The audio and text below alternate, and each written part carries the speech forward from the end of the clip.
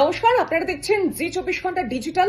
আর এই মুহূর্তে প্রত্যেকটি কেন্দ্রে যেমন প্রত্যেক মুহূর্তের আপডেট আপনাদের সামনে তুলে ধরছি, এই মুহূর্তে যে বড় খবর আমাদের সামনে এসেছে, ডোমকল। বিশেষ নজর থাকছে এই কেন্দ্রের দিকে, কারণ এই মুহূর্তে ডোমকলে সিপিএম কর্মীর আঙ্গুল কেটে নেওয়ার অভিযোগ সামনে আসছে। কার্যত রণক্ষেত্রে চেহারা ধারণ করেছে ডোমকল। কেন্দ্রীয় বাহিনী রয়েছে সেখানে।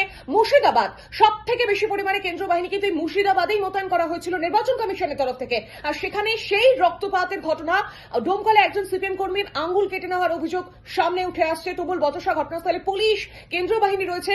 গোটা বিষয় তারা খতিয়ে দেখছেন। তবে সেই যে কর্মী যার আঙুল কেটে নেওয়ার অভিযোগ উঠছে, তিনি বর্তমানে হাসপাতালে চিকিৎসাধীন। এর পাশাপাশি আরো একটা আপডেট দিয়ে রাখি শিলিগুড়ির দিকে।